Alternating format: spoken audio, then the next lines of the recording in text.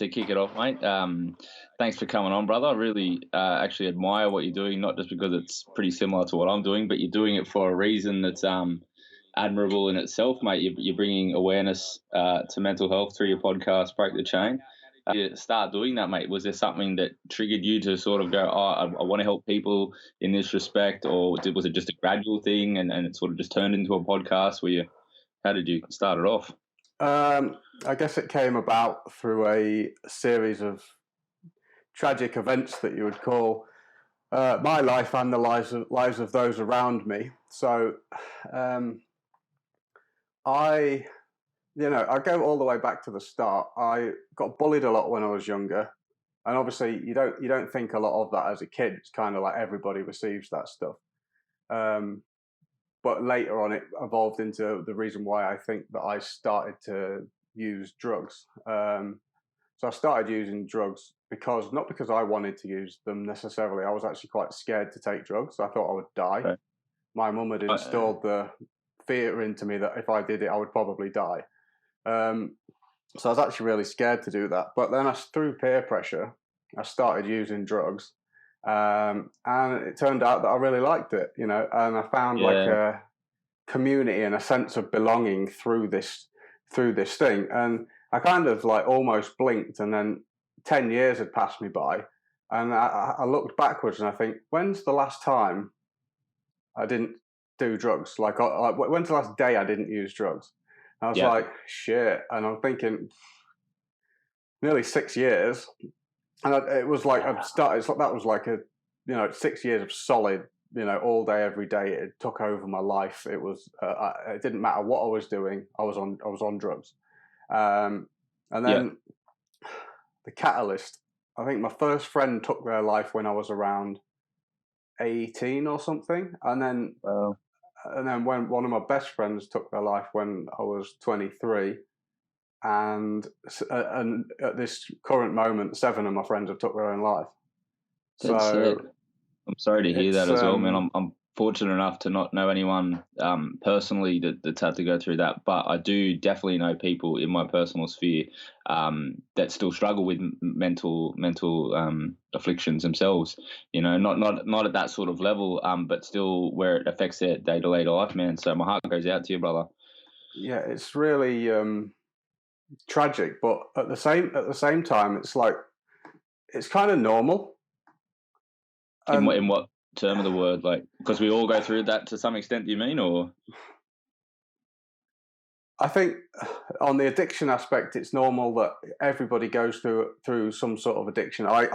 This whole thing caused me to sort of like take a step back and like observe the world and really take a good hard look at trying to find some commonality in what people actually have in common. So that trying to find some way to connect. And I look at it and I was like, man, because there's so much separation caused by, he's a cokehead, he's a method, he's a alky, he's stigma. Yeah, and everyone's kind of like just been like, oh, look, I guess putting some other category of person down, like pushing them down to elevate them in some way, making them feel better about themselves.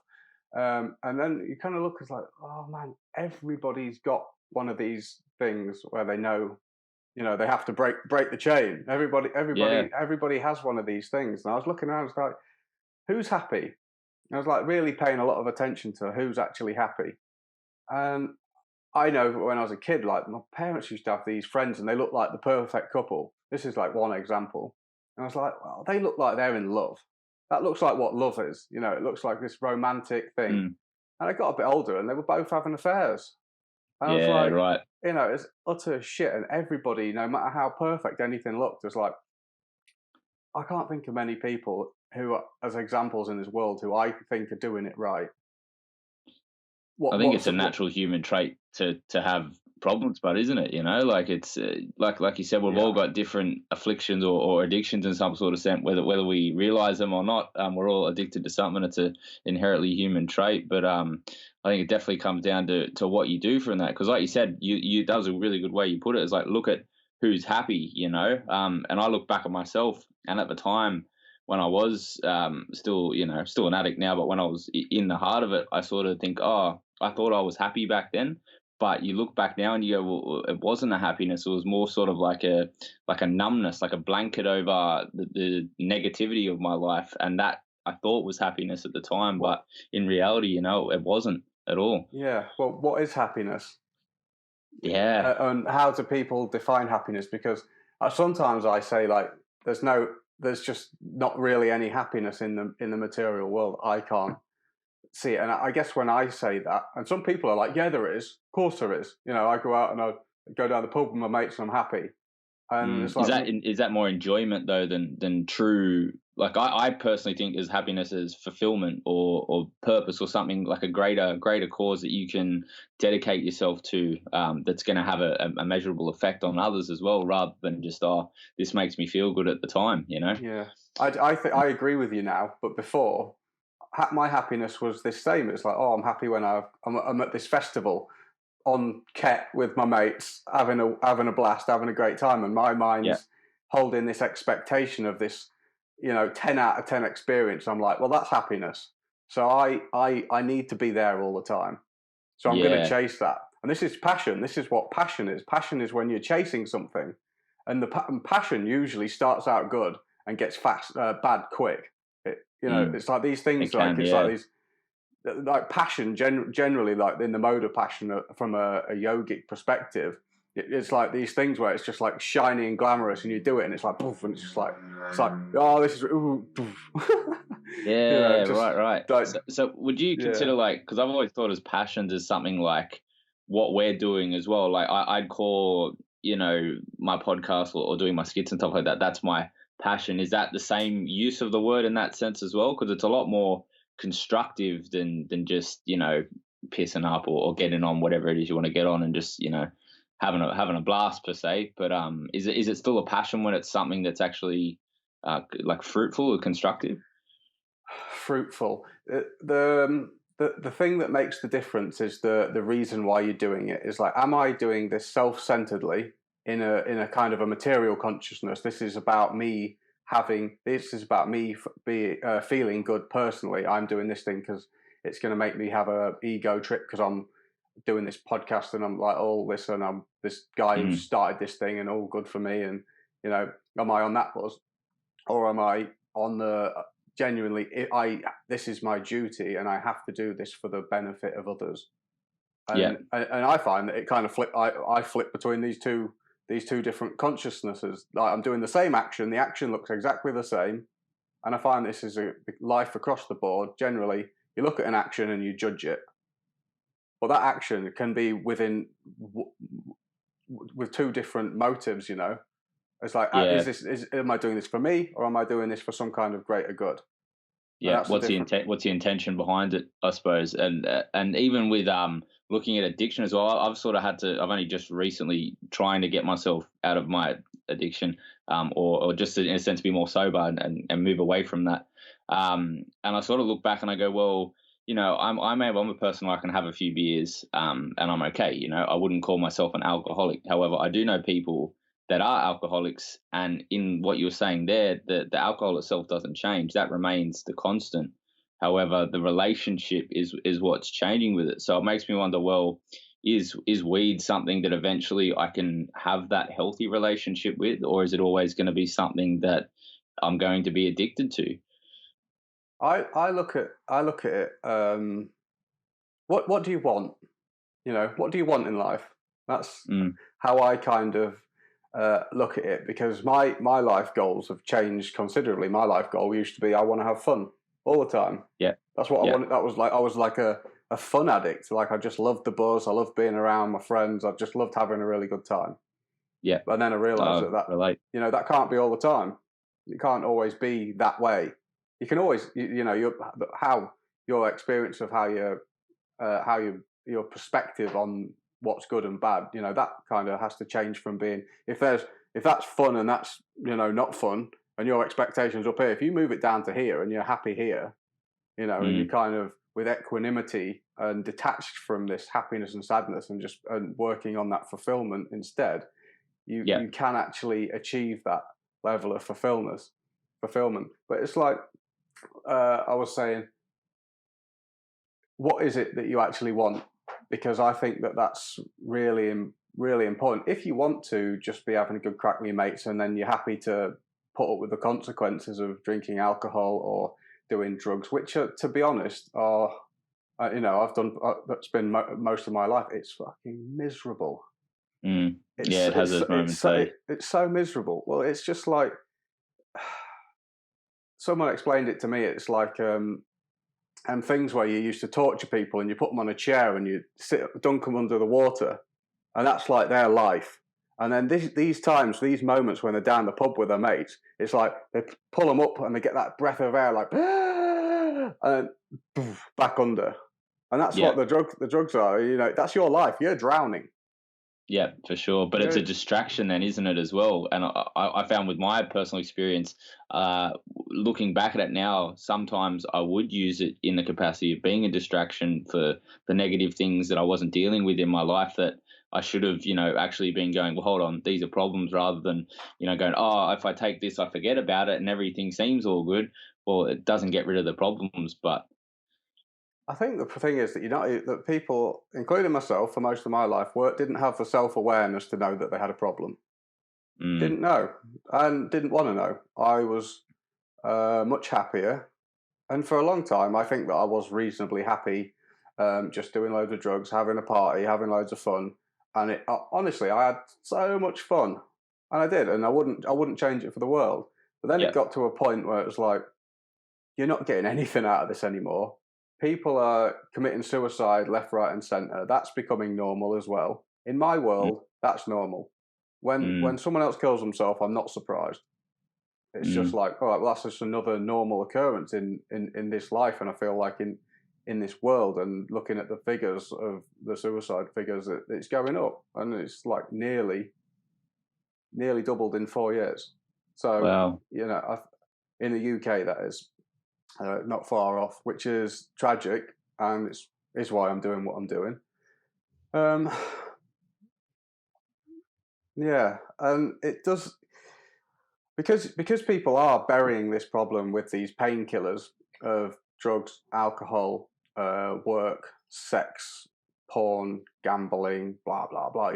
Everything that obsession. Overthinking within your own mind. Like there's just anything we can use as a distraction from this pain instead of addressing it, because we've suppressed it for so long. By the time it comes out, we just don't know how to deal with that, because it's got on top of us. And I feel like when you don't do any work on yourself for 10 years, in my case, and in some people's, I'm sure it's way more. I feel like when you actually right, I'm going to stop doing this now and I'm going to face life. Well, you haven't done any in that meantime. You've just been kind of distracting it, and you come out in that kind of like the same space that you went in almost. Yeah, but kind of lost in a way sense. More traumatized. It's like, holy shit, I'm kind of like, everybody around me's been kind of working towards one thing or another. It depends what lens you're looking through, on themselves or on their material progress of building an empire of a house and a family or whatever. Everyone's done these things, and I'm kind of like, oh shit. I'm still in this mentality. When I went in when I was 18, I can barely wash my own clothes. I can barely cook for myself. I can't manage my finances and all this stuff. And it's just like, that was me.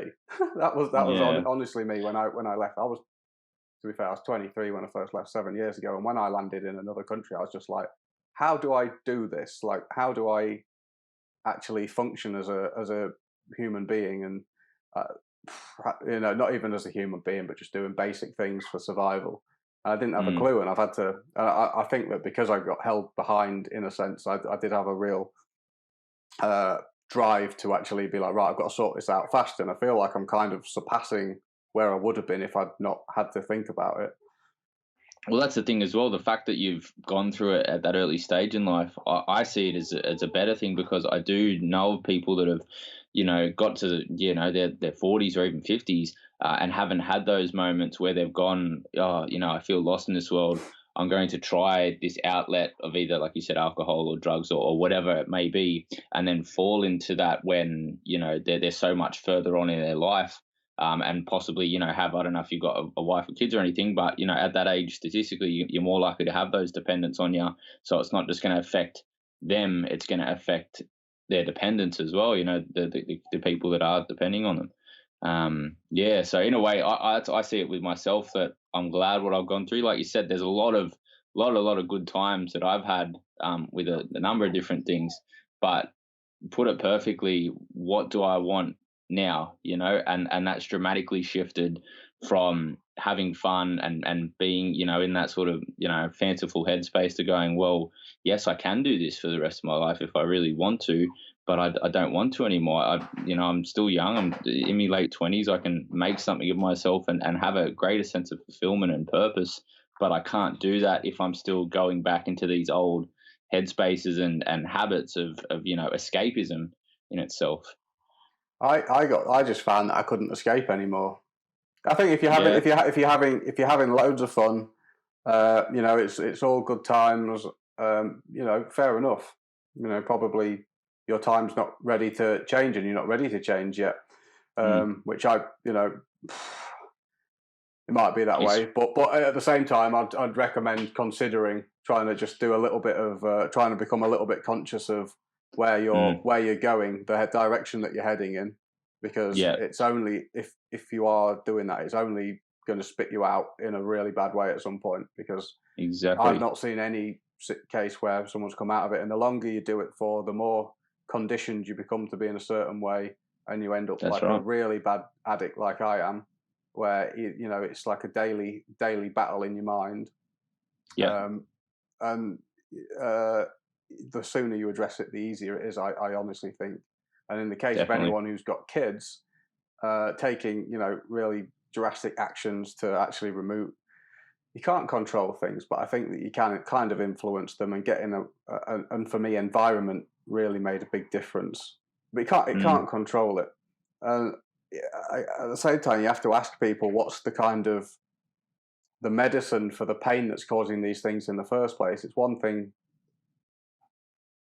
and I think it's important to do this with everybody around you as well. Just kind of like really develop empathy and compassion, and really tune into other people's emotions, because you have to actually to know what somebody else is thinking. You have to really connect to them and feel what they're feeling, and that connection in itself is medicinal. It's wonderful to actually do that. And then if everyone kind of starts taking the care of everybody else around them, being like and helping each other to develop self-awareness in a safe and compassionate way, so that you can actually connect, feel good, and actually work on these things and not feel like you're on your own. Because I speak to so many people who've got one thing or another, and they're like, oh, I swear it's just me that feels like this, and it's, God, everybody feels like that. And your things are drug addiction, and your things are eating disorder, and your things are sex addiction. But man, everybody's suffering from that, from being so out of control. Yeah. And it's awful feeling like you're being taken along for a ride, to feel like you're a slave to yourself. It's just not a lot of fun. Yeah, like you're not the one steering the ship, hey? Yeah. Where it feels like you have this compulsion to do this thing. And even though, like you were saying before as well, it was fun and it's had its fun moments, but it gets to that point where you go, this isn't fun anymore, but I still have to keep doing it. Well, why do I have to keep doing it? And I think it does come back down to that pain. You're still trying to escape from something. And as hard as it is to go into that pain and explore that, open those old wounds and own what you went through, if you don't do that, you're not going to grow, in the sense of either you're still going to try to keep going back to these escape mechanisms, or you just won't be able to deal with it, in the sense that you're always going to be trying to distract yourself from it because you haven't fully owned it yet. I have my way of dealing with this probably isn't perfect. I'm not. I don't think anyone's is, but it's your own. I don't go digging around too much into my past and into my mind, because that's a minefield. And generally, I find that you ruminate and you go round and round, and you get stuck in like a negative feedback loop, and it eats you alive. I kind of try to stay out of the mind as much as possible, try to be present now. And I find that what happens is things come up, memories. I get sold ideas of like what it's like to be on drugs, get triggered by things that I see and doing. Things come up, and learning to breathe through that, so that you can, because the opposite of the opposite of anxiety, and essentially, I feel like when I get a craving, all that's happened is I'm getting really anxious. My mind's telling me a picture. I've got this awful feeling inside me. It's painful. I'm like, man, I need this to go away. Oh, I know how I can get rid of that feeling. And it's like your mind's trying to just be like, go on, just do it. And remember when we used to that used to work, didn't it? Like, try it again. And I'm just like learning to being like, okay, I know what you're doing right now. You believe this is a good idea, but it's not, because if you really think about it and open up that picture, be like, yeah, that's really fun. But then the other 99% of the time, shit. It's miserable. It's hell. Right. It's hell. 1% great, 99% hell. And then breathing through that and just like really, and then tuning into the way I feel and being like, okay, I acknowledge that I feel really, really bad right now, but that's okay. And then learning, because essentially, if you can tolerate that feeling and understand it as well, and understand this is why I'm getting it, this is what it's doing, and knowing this feeling is going to pass, and then just being like, all right, if I can tolerate that, it's good. And that's part of it. And then being like, all right, well, how? Obviously, there's some pain that's sending me this signal, because this is a symptom of me not being okay. It's like, okay, what's wrong? What's actually wrong? And how do I feel? What's going to make me feel fulfilled? What's going to make me satisfied? What's actually going to be the solution to these problems?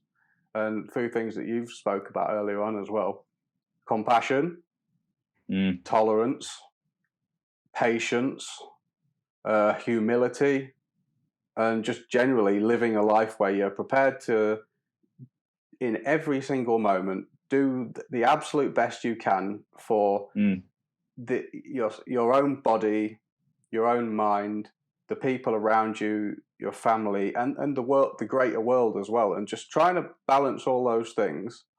But like really putting yourself empathetically looking at the world through other people's eyes as well as your own, and that in itself, I find, takes you out of your own mind, and all these problems that are happening are within your own mind. Like your own mind can be absolute hell. It can be like the worst. Oh yeah. It's like best friend or worst enemy. Yeah. It can cause you way more suffering than any other human being on this planet. And we all spend so much time blaming people for things and hating on other people. And it's like, man, they're not the enemy. They're not the enemy. You take the enemy to bed with you every night. It lives inside. It's part of you. Yeah, it's part of what the stories you're telling yourself, the mindset you have surrounding all these different things. And I think the society and day and age we live in as well, it's hard to get out of that, because culture tries to drum that into you as well. Either comparing your journey to others, like you said, everyone's with social media putting this perfect version out there of themselves, or through advertising, and you go, oh, everyone's doing these things. Oh, what am I doing? Am I really kicking goals? And then like that'll just cascade until you go, oh, geez, I'm worthless. Like I can't do any of this sort of stuff. Pain. How do I not feel worthless? Let me distract myself with, watch entertainment or substances or whatever's going to get me out of that headspace. But like I loved what you said, man, because that empathy and compassion, if you have it for yourself as well, and going, it's okay to feel like, that everyone's kicking goals and I'm not, but let's take a step back. Why do I feel like that? Because I want to do this thing and I haven't done it yet. Well, let's start doing things towards that, and you get that ball rolling instead of the negative one. It could be a really positive thing for yourself, and then, like you said, that ripple effect that goes on to others, and it starts that chain as well. It's like Kerwin said. It's like how to train yourself to do the daily actions that deliver the long-term goal. And I found that setting long-term goals has given me really bad mental health problems. Okay. I don't know. It's given me the worst anxiety. If I'm actually, because then I'm really living in the future, and then that, because I'm quite attached to that thing, whatever it might be. So I started an online business selling products on Amazon in America, and my whole dream was, I'm going to go around the world doing snowboard seasons, and I'm just going to work from my laptop. And everybody you speak to almost will be like, yeah, that's like heaven. But I know it wouldn't be. I know that it would get boring and lonely eventually. And Nothing's perfect. Yeah, it'd have its own problems. And because all I was thinking about was this goal, I was like, man, I really don't want to be a builder anymore. I just really do not want to go and do that because it's hard work. And I'll be honest, I'm not cut out for it. I think too much. I get bored really super easily with anything like that. Because of my consciousness, probably because I'm not thinking about what good I'm doing for other people. I'm thinking about myself and thinking about how much money I'm getting, or thinking about my weekend while I'm at work. I'm like, oh, I want to do this weekend. It's Monday. Oh God, so that's kind of like, which is what I think most people feel like on a Monday morning, unless they're And that's another. I used to be the same, man. I used to be the exact same. I was a tradie as well as an electrician, and there was no fulfillment in it, man. It was a job. I'd turn up, and you're getting a paycheck, and you're living for that Friday, Saturday, and going out. But again, that's that distraction from your 9 to 5 going, well, then if I'm doing this, if I do this for the rest of my life, that's at least a third of my life that I'm pretty much throwing away for a paycheck. Like, there's something more here in myself that I want to explore, and to have that vision, like you said. For me, it's sort of like being able to sit back and doing the skits I do, and making an income off that. And it is a vision, and it's hard because it will, like you said, it's going to have its own problems as well. But I think there'll be problems more in line with my spirit, and I'll be better equipped to solve them because I'll have that purpose and drive behind me of going, well, this is a problem, but I really, really, really want to get here. So I'm going to push past this problem rather than just trying to either mask it or just completely detach from it. Yeah, don't get me wrong. I've got a vision, and it's like rather lofty. It's ridiculous. Yeah, it's ridiculous. That's good, I think it's possible. It's like Tim Ferriss talks about dreamlining, and you should do it every now and then and set like the most outrageous 10-year goal, which I've done mentally in my own head, but I'm so not attached to it. I'm really attached to like daily, what am I doing? And then I've got this sort of like 1 year, this is what I need to do to have done in a year. I'll be super happy to have done with it. And I kind of sell myself short a bit because I know that we're doing this 30-day challenge, because if people don't know that me and you did a course recently with Kerwin Ray called Nail It and Scale It, and it was pretty intense, pretty almost military course. One night he made us do like an all-nighter after a 12-hour day to make this ebook and make 5 videos, which was hard. It was really intense. So we come out of it, and then he set us a challenge where we have to set 3 priorities that we have to do in 30 days. Otherwise, you've got to eat a can of dog food. And as a vegetarian, that's not something that I'm prepared to do. Look, I'm a carnivore man, and I wouldn't want to either, bro. My dog doesn't even eat that crap. No. And they come out of that, and to be honest, I found it to be not the most pleasant experience. However, I have achieved a lot, but there's been a bit of anxiety and stress gone with it. And it's not really how I like to work, but I also have a lot of work to do on my work ethic, and this is why I wasn't a good builder. I don't have the best work ethic, but because the why behind why I'm doing what I'm doing is so strong, it doesn't really matter how I feel, because this is part of the fulfillment thing, and how I'm finding fulfillment is I don't do what I'm doing because it makes me feel good. I'm doing what I'm doing because I have to. Because people like it's your life mission, like it's your duty to. You were saying before, hey, people need help. If I'm having a day where I'm like, man, I really don't feel like doing this today, and the communication side of it gets me because I spend so much time communicating with people, and I'm still struggling to find that balance. But I think I'm doing quite well, but I'm still struggling to find that balance. But like, you can't help everyone. You're not going to be able to answer every message that everyone ever sends you. You're going to have to figure all that stuff out. But then still being like, all right, well, I am a servant, and like the pain comes from me resisting doing it. And as soon as I surrender, and I'm like, this is what you do. This is who you are. Compassionate, tolerant, respectful. All these things. Like, keep practicing it. Surrender, because that resistance is like, I don't want to do it, and it's like such a negative experience. But like, oh, I'm just going to do it. What are the reasons for you not wanting to go into that space? Is it just like a time thing where you're like, I don't have enough time to do the goals that I've set out for myself and try to respond to every message and go down that way as well? Just feeling a bit tired and a bit stressed, and I get like waves of anxiety come through now and then. And the anxiety is directly relatable to how selfish I feel. I find mental health. Okay.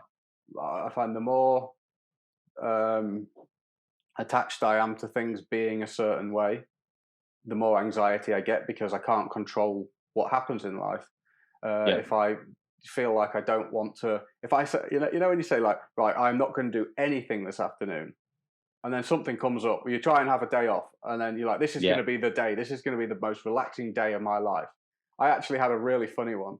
I was like, man, this weekend I am going to do nothing. That's it. Like, this is going to be the most relaxing weekend ever. This is when I was in Australia. And I come back from work on Friday, early finish as well, put my feet up, and I just sat there. I was like, oh. And my mate Chris walks in, and he's like, guess what? I was like, what? He's like, you're not going to like it. I was like, what? And because at the time we was building backpacker vans, buying vans and turning them into backpacker vans, like little campers and stuff. Yeah. And he's like, we was buying this minibus thing from High Ace from Sydney, and he was going to fly down and get it. And he's like, yeah, the flights are like well expensive. Like, how expensive? He's like, can't afford it. I was like, it's like, what are you telling me, Chris? He's like, oh no. I was like, what are you telling me? And he's looking at me. He's like, yeah. And I was just like, oh, for God's sake! And then he's just like, we've got to drive to Sydney, haven't we? And I'm starting a new job on Monday, so I had to drive, set off at 5 o'clock. Got halfway through the town, realised I forgot my mobile phone, so I had to go back. Can you imagine in rush hour? I had to go back, and I was like, drove to Sydney all the way and back. We stopped in a hostel for like 3 hours sleep, and we was just drinking coffee and eating croissants. It was awful. It was awful. Running on fumes. And then getting to work on the Monday, like, it was a really relaxing weekend. Yeah. You poor bugger. Oh, it happens. It's like the universe throws you a curveball. Like, no, it's not what you think, man. But I personally, I try to take that time for myself every single day, man. And it's similar to my goals. Some days I will, and some days I won't get to. But I do involve it with the productive side of stuff as well, because I know in myself, if I'm not at a good level emotionally and mentally myself, I can't help anyone else, because I won't. You like, if I had stuff I wasn't dealing with right now, I wouldn't be able to have this chat with you, because in the back of my mind I'd just be going, oh yeah, but you got to deal with that, man. Like, you haven't thought about that much, have you? So I try to set that time aside, even if it's meditating for a minute, or just taking just a moment to sit and breathe, like you said, doing that breathing, going, okay, I do have a lot to be grateful for, or exploring, like if a bad feeling comes up, but every single day still always taking that time, instead of going, this weekend I'll just have a day towards it, or I try to do it incrementally instead. And I find personally it helps me a lot, because I've always know that I've got that time for myself no matter what day of the week it is. The type of yoga I do, back to yoga, and it's the yoga of devotional service. Part of that, I meditate every morning, and I chant, do mantras on beads, and it takes me around an hour. And I always make sure I do a little bit of exercise every day. I used to go mental in the gym and do 2-hour sessions. I do about 20 minutes now, just because that gives I know that's enough. My body doesn't need any more than that. It's brilliant, makes you feel good. That's just that. I find that 20 minutes, half an hour, that's that spot where it's like, yeah, I just feel great. I'm ready for the day. I'm not smashed. I'm not tired. I'm just like, yeah, I feel great. And I make sure that I do that every morning. And if you can't do it first thing in the morning, be flexible. Don't try and be like, this is my time to do that. Be like, no, I try. That's right. Try and do it. And, being super flexible in life and being dynamic is just so valuable to mental health and the way that you feel, and not getting angry, because anger comes from not being able to control things and not being the way that you are. And fear as well. Fear arises from wanting something to be a certain way. And then if it's not going to go the way that we want it to, that's desirable for us, that might be for someone else. That might be the people around you. And for anything happening to anyone that kind of actually looks kind of selfless, but in a way that's actually your relationship with that thing not going that way. And then we have fear from that. And then the anger arises from the fear.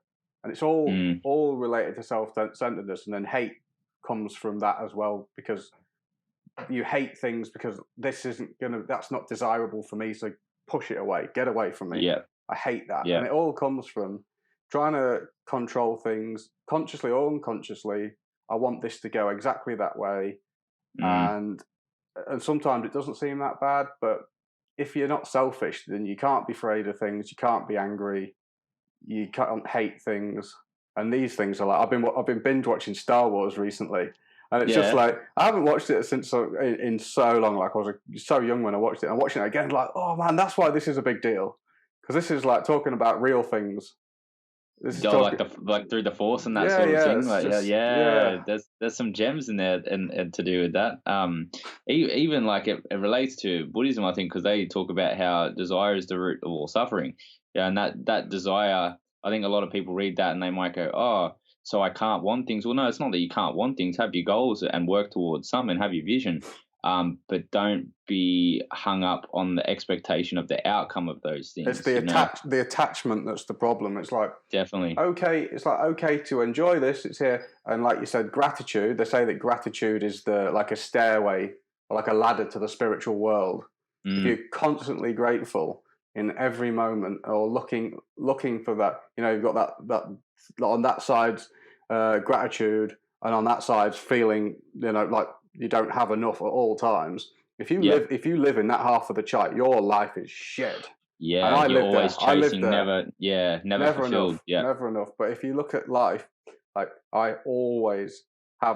always something in my life and if you look carefully, there is always an opportunity or something there that you can be grateful for. And I remember being told this over and over again. I'd be like, stop patronizing me, fuck off telling me this. And being like really angry about it, being like, oh, because I was just so frustrated that, I was so unfulfilled and so out of control. And sometimes being told that, so many things I will have said in this conversation today, so many people won't hear, because I know that if you told me all of this 2 years ago, I'd have been like,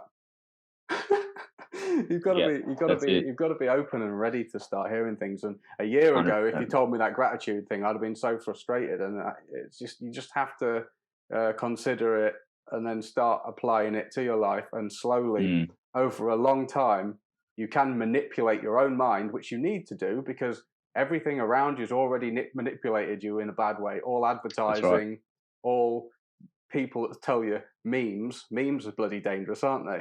Memes are basically the education of like most of the world now. Most people's knowledge comes from a meme, which is so scary, especially spiritual knowledge. People like what people know about spiritual life comes from a picture that someone's posted with some words on it. Yeah, well, those inspirational ones you mean, of sort of the cliche, live, laugh, love. Is that what you there's some crap mean, or that. is it? I'm sure it's because I see it as people just aren't checking. Sorry. Yeah, no, I was just going to say, I see it as if it's a positive influence on someone, then I can't discredit it in some way. If it builds upon something that's going to be constructive for a person, whether that be in the form of a picture with words or whatever. But I agree with you in the sense as well, you need to want to hear it, because again, you tell me I'm the same 1 year, 5 years ago, or even, a couple of weeks ago, if you'd said, Birdie, you're a weed addict, I'd still be like, well, I don't think I am, because, I do it in this way, and then I still do these things, and, I could give up any time I want. I just do it because I like to do it, that old fucking chestnut, I suppose, that every addict has that thought, I think, at some point with it, that I'm no way I could be. These all people are, but I'm different. But getting you want to, like, you have to want to get to through that, I think, and see that light at the end of a tunnel. And it is hard to do, but gratitude, like you said, is that I think it's the best place to start with it, because even when you're in that space, you've got negative stuff you need to deal with, sure.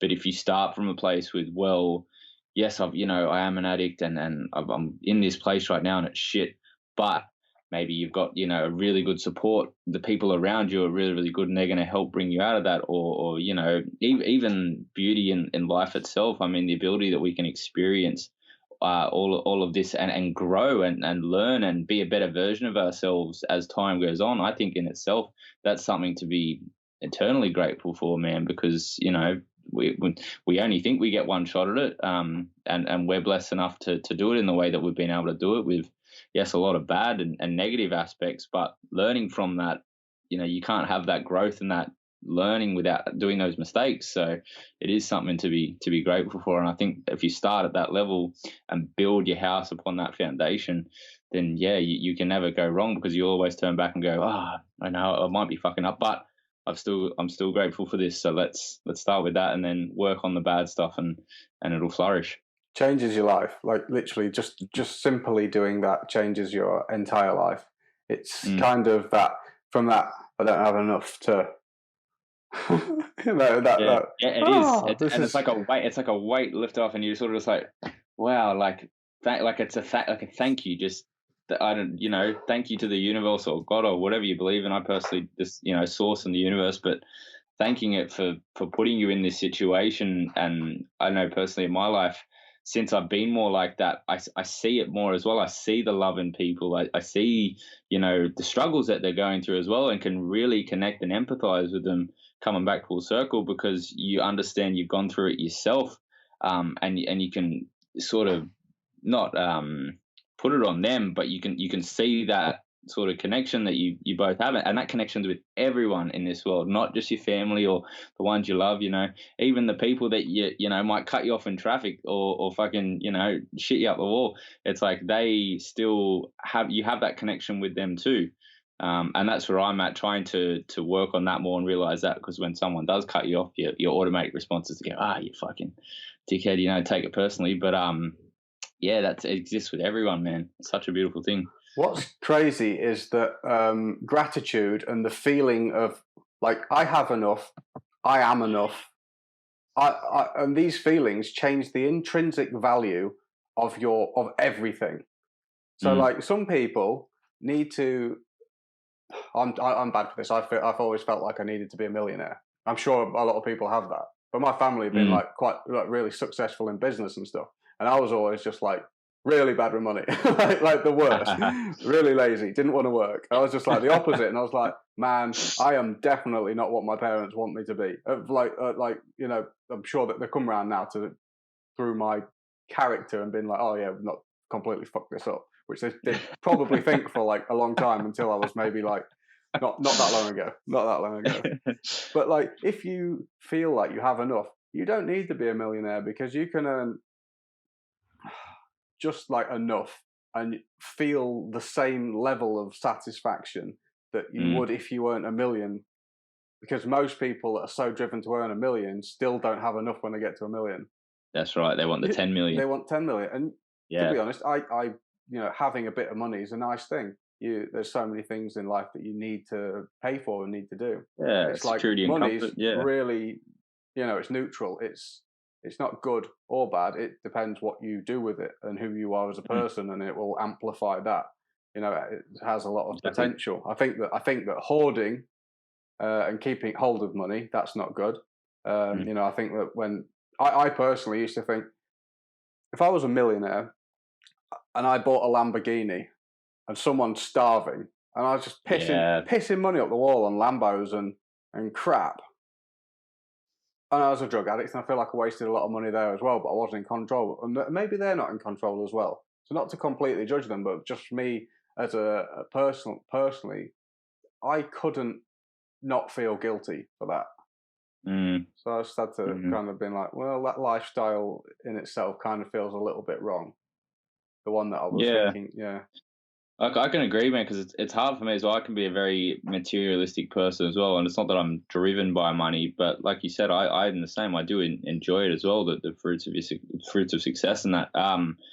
But to put it in that respect, you're dead right, because there's always someone out there that's going to need it more than I will, and I'm fortunate enough to be born in a country where I have a roof over my head, I have food on my plate, and water coming from the tap, and they all cost money to a certain extent, but I have also the opportunity, if I really want to go out to any sort of job and get income to provide for those things. Some people out there don't even get that, which you turn around and go, well, what should be priority then? Should it be to further my own success when I'm already at this level?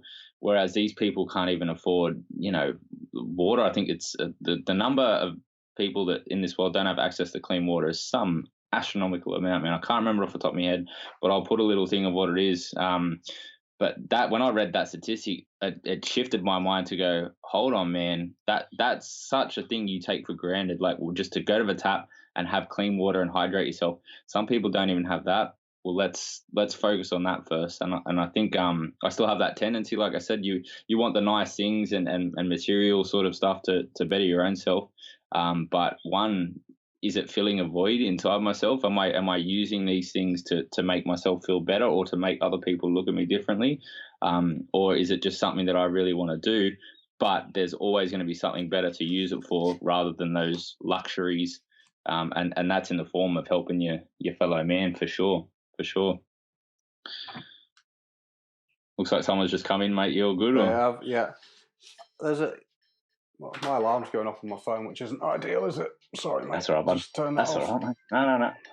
There's a couple of points. I was just writing some notes because there's a couple of points that I've taken into consideration. One was around helping people, and it'd be like and I've been speaking to people recently about this as well. It's like some people get so frustrated. People who I think genuinely are really good people, but they're this anger of like why is there so much suffering in the world? And then it's like, all right, I need to fix all these problems because I feel terrible for these people. It's like I need to sort this out, and it's like you can't do that, and you can't fix the world. Can't fix it. It's it's broken, and is it broken or is it perfect? It's I don't know. Imperfect. I'd say it's perfectly imperfect. And the only way I've reconciled that is to be like, what is it that I feel the most compelled to do? What is it that life has given me the experience where I can actually make a difference in other people's lives? And for me, it was addiction and suicide because they're the things that I've been affected by. It's like, all right, well, it's pretty obvious that is the area where you have the experience to make a difference and do it. And what a beautiful... Yeah, sorry, man. That might be for some people. It might be going to Africa and putting in water lines and getting people fresh water.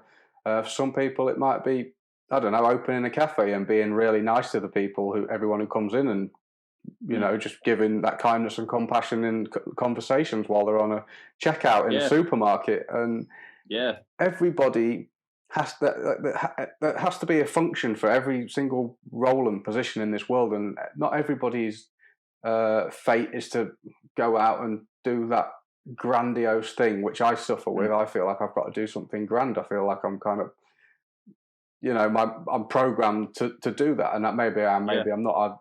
And the more, that's something I shouldn't try and control and just let unfold.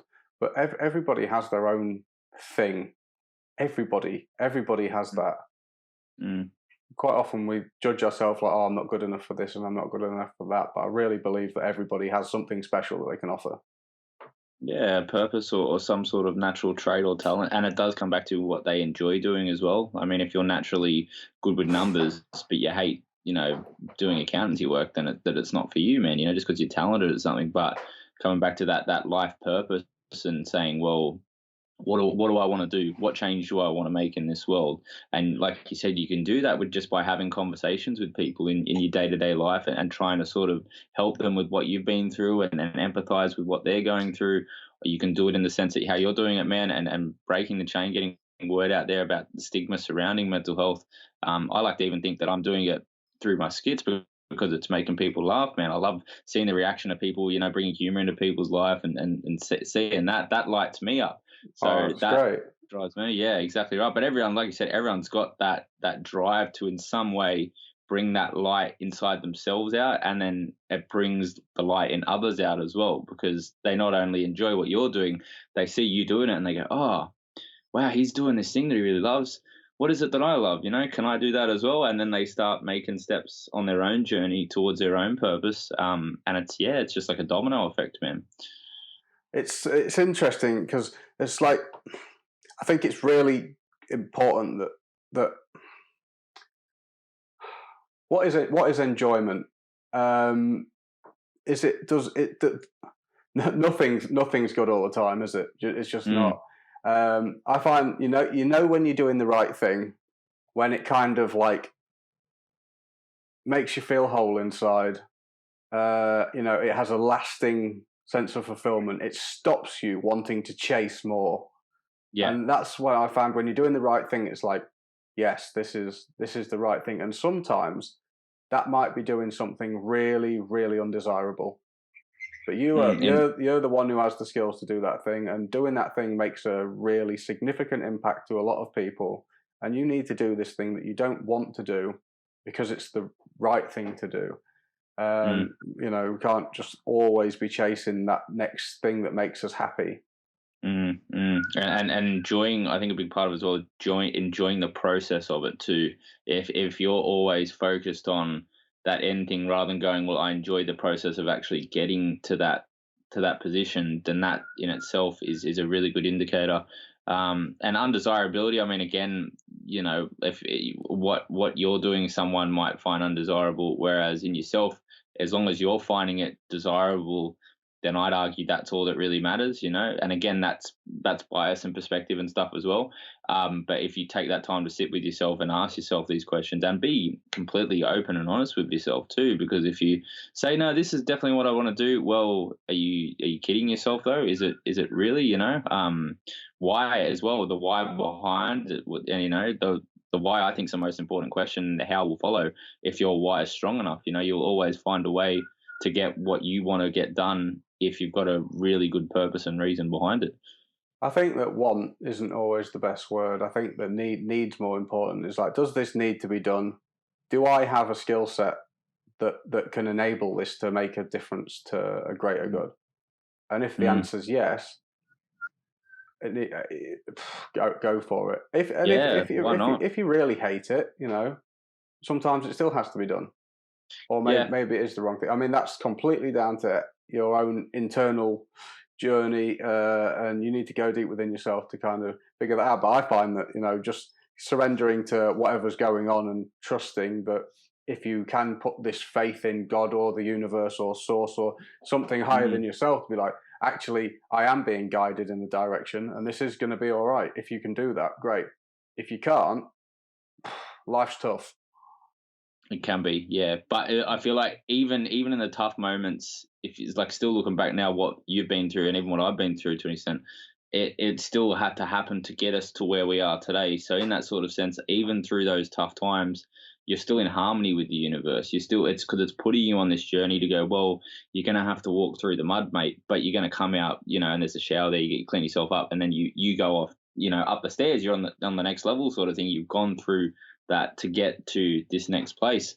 And that's always existing through the good or through the bad. Again, perspective, one man's trash is another man's treasure. There's a really good tale about the farmers out in the paddock, and his young fellas out there rearing all the horses, and one escapes.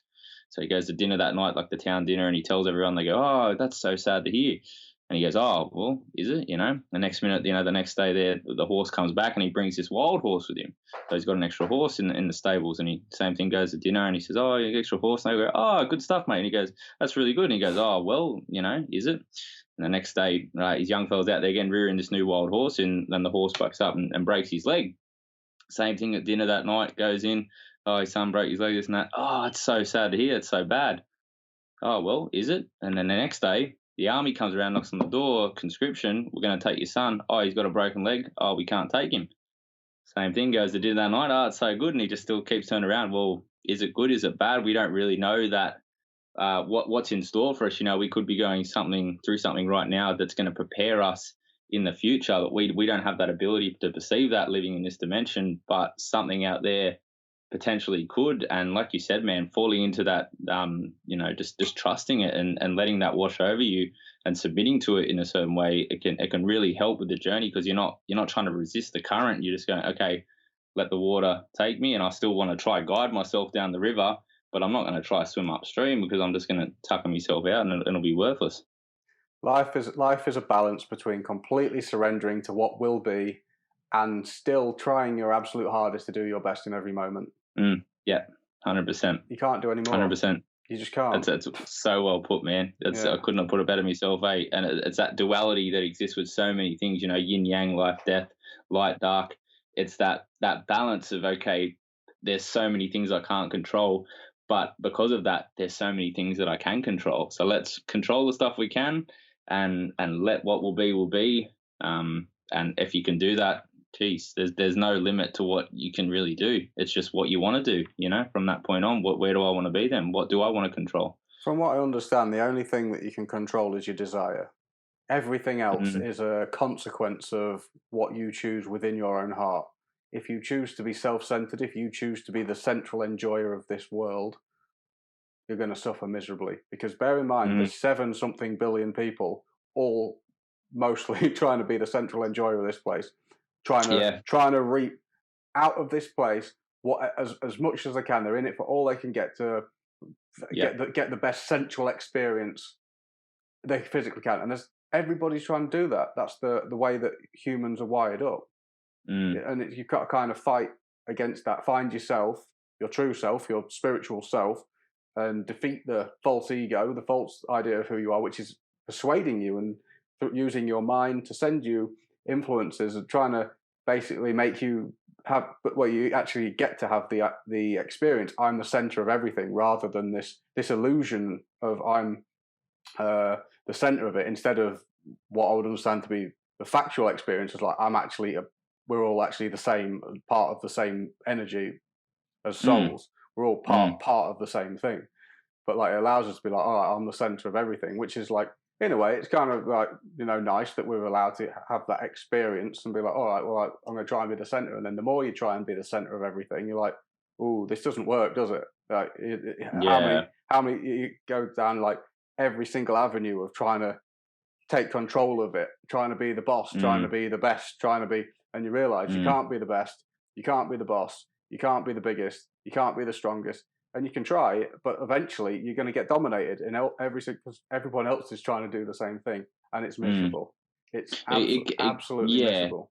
For sure, it definitely can be. I would argue that it's more our thoughts and our actions that we can choose, and everything else is out of our control. In terms of the outcome, even desires to an extent. That, I suppose, that comes down to your thoughts. What you are thinking about, and then you're acting on those desires is definitely something we can control. But if I might be more genetically disposed to being addicted to something than the person next to me, or it might just be what I was influenced by growing up that's led me. If I had hypothetically had a parents that were alcoholics, that could push me in a direction, or either direction, of being, oh, I would never do that, or this is what mum and dad did, this is what's normal. But definitely thoughts and actions, man.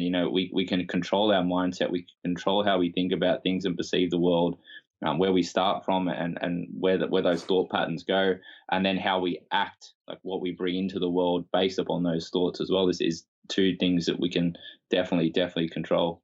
I think we can influence them. I don't think we can control them. And as a recovering drug addict, I can tell you that I could not control my actions, and I could not control my thoughts.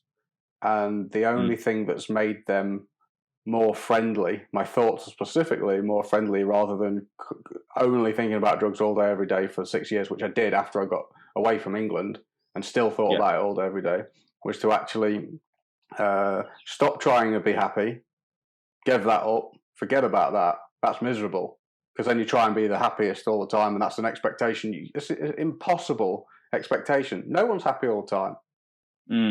You can't, like, that experience of like, oh, the best ever. Forget it. That's just a tiny little fraction of what life is. Life's going to go up and down, and you have to detach from that and allow it, surrender, let life go up and down, and be like, even when it's shit, be like, oh, that's all right. Things aren't that good now. That's all right though. We'll just keep going, because it's going to go up again. Yeah, I've experienced that the only thing I could actually do to actually combat my addiction was to start helping other people and serving devotionally, not just helping other people, but serving and practicing to the point where it's devotional. That means with love. That means giving without expectation, and that's the only thing that's really had a massive influence on my thoughts and my actions. Because when my desire was to do good, to help others, my thoughts and actions married up with that.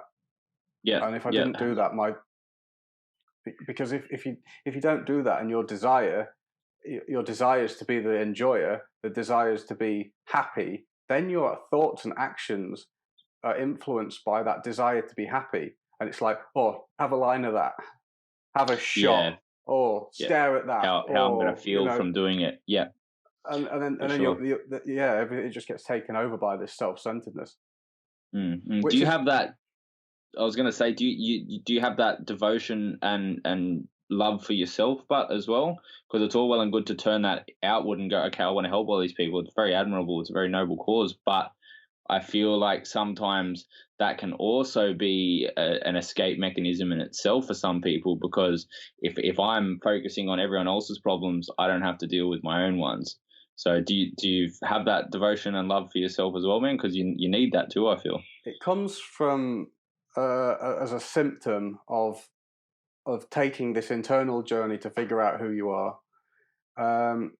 What is self-love? I would understand from my spiritual education, from some really, really wonderful personalities have explained this to me. Love is the relationship which happens between two things. That connection. Now, if you're loving yourself, how is that happening? How can you love? How can there be like a loving relationship between? That would imply that you're two things. Well, the way I see, but we do. I suppose we have traits or tendencies. We have thoughts and actions and desires, and it's not necessarily loving them if they're detrimental, but it is like accepting and forgiveness of those maybe natural traits, we call them, and I believe you still have that choice to move away from them in the moment and go, well, right now I can succumb to this, or I can keep on my path and breathe through it and that. But self-love to me would be the same connection as when you love someone else, but not necessarily for the ego, because that's a bit of a sort of, taboo word when it's thrown around as a bad thing, but self-love in the terms of your own spirit, your own strengths and weaknesses, all the things that surround you as a person that you could love someone else for, directing that energy towards yourself as well. The way I understand it is, it's like what you need to do is you need to find out who you are, because who we are now, if someone asked you, who are you, what would you say? I suppose I'd start with my name, I guess. If I'd say I'm Birdie, or what's a nickname, but I refer to myself as it because it's just, I suppose on the surface, that's where my mind goes straight away. And it is a deep question, because a lot of people would probably go, my name's Jaydon, I'm 26, I'm an electrician, and I do this, and I live in this place, and all these things, like your identity, I suppose. However, more as my journey continues on, I'm more likely to talk about the connection that I have through love with everything else, and go, well, yes, my name is Birdie. That's a label I've been given by most people in my life. However, it's more a question, what am I about? What's my purpose? What do I bring into this world? And all those things that we're sort of talking about, I consider that more me intrinsically than anything else, be it labels or clothes I wear or what car I drive or anything sort of, that material sort of stuff. I guess what you got to do is you got to start stripping away the things that you're not, because if you take away your name, you still exist. And if you take away your activities, that you still exist. And if you take away every single thing that you have, call yourself anything, you still exist. And through what I've been educated and I've started to experience myself, if you take away the body, you still exist. Because when you meditate, I suppose, and it gets you to that, like it's hard to explain, I suppose, but you'd know, being a yogi, and that where you get to that point in meditation where the body, it still exists, but you don't feel it in a certain way. Hey, you know that you're that awareness, and you can experience yourself as awareness, and you know that you're not the body. And it doesn't take that long to come to that realization. If you really meditate upon that, and you really do that a lot. And I've had out-of-body experiences on drugs. I've looked down on myself from above myself on drugs. Me and my friend had a shitload of drugs. I was out of it for like half an hour, and I was like looking down on both of us. And then it's really weird. All of a sudden we snapped out of it and boom, and we were both just like, what the hell is going on? Yeah. And I could see us. Yeah. I could see us. I wasn't in my body anymore. It was really weird. And everything is marrying up with this conclusion. And I'm experiencing that. And then you also, through meditation, experience that you're not the mind, because you can detach from your thoughts and you can see them things going by. You can see these crazy thoughts that you're being given, and you're like, what use is that thought? Like, why? Yeah. What is that doing there? And these things, and you can see these thoughts going past like a river. And that's what meditation is to transcend all of these things, because they're all, the mind itself is a material energy as well, is to transcend these things and just experience yourself detached from these things, being like, that's not who I am. And it's like, all right, well, so what am I? And then through what I understand, most people would accept the existence of the soul. And it's like, well, what is that? All right, well, that soul is an energy that's part of this way bigger energy, which I would understand to be what most people would call God, which is absolutely the totality of everything. And then all these souls, that there's like so many souls in this ocean, which obviously this spirit within the nature of this spirit is compassion, like this, and this relationship between experiencing like all these amazing qualities that are within this is actually what love is. And so if you actually strip away this material stuff, which is what I find to make you feel bad in the first place, is if I don't love myself, it's usually something to do with the way that my body looks, or this thing or that thing, which is usually something to do with some material thing. So if you go, this has been a massive answer, which I'm not that well qualified to answer properly. You know, I know people that can give you like the most wonderful answers on this, but it's complicated and it's incredibly technical as well. But it's like, if you find your intrinsic worth, you know, there's no question of loving it. It's just like, I am, the quality of who I really am is the most valuable thing that there possibly is. Yeah. And if you can understand your intrinsic worth as who you really are, not related to anybody else, which isn't them, that's just their body, not in relation to someone else's material body or my own material body or some action that I did in the past, because that isn't who I am either. If I can understand who I really am, there is just no question of self-worth.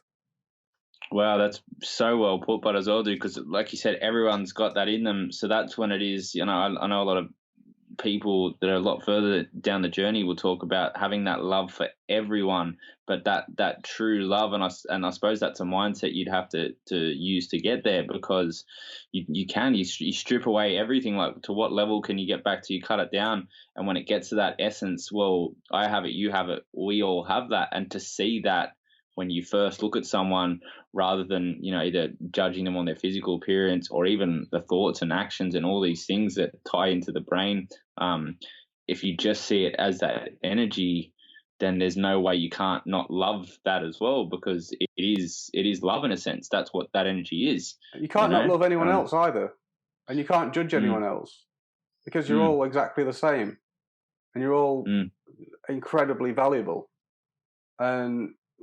And the thing that we're actually finding undesirable isn't who they really are, but that's the whole purpose of this thing. From the Vedas, you understand that the highest purpose of human life is to find out who you are. That's it. That's it. That's it. That's the goal, the highest goal of human life. You know, that's why I asked. That's why I asked at the beginning. What do you want? Because if you don't want to know that, and you're still enjoying, and some people are still enjoying this world for what it is, and if you are, fair enough. If that's what you want, yeah, if that's for what sure. you want. I got to the point where I was like, I can't find any joy in this place, and I need to find an answer, because I can't control myself. I'm a drug addict, and there's a reason why I'm burying myself in this. Everything I've tried hasn't worked. I need to figure out the answers to this. And get yourself out of it, mate. Yeah, for sure. And for everyone watching as well, Break the Chain is the podcast that you do, man. I'm going to chuck a little squizzer at the bottom, mate, so they can all go check out your stuff. Break the Chain podcast. Soon I'll be putting up the website. So what I'm doing is I'm getting together loads of different people who want to help make the world a better place in one way or another.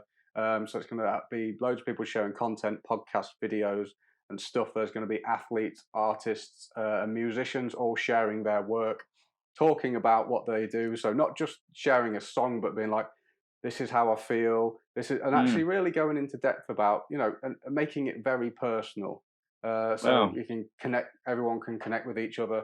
And my dream is to actually start a centre in Wales doing this as a physical kind of not rehab, but it's almost like rehabilitation, but not just for drugs, from the material condition. just life, just being like what we've conditioned to believe is how we can find happiness, which I have found to be not absolute shit. It's not true. That's not how you. That's not how you find happiness. So, educating people how to actually be happy and fulfilled, and which is a massive dream. But I love it, brother. I love it. Keep chasing it, man, because it's an amazing purpose that you have, bro. And it's enlightened me to an extent today just talking to you about it, man. And I'm sure a lot of other people would be in that same position, mate. So keep doing it, man. Thank you for having me on. Definitely, definitely getting you back as well, brother. There's plenty more to talk about. No, good on you, bro. Cheers, mate.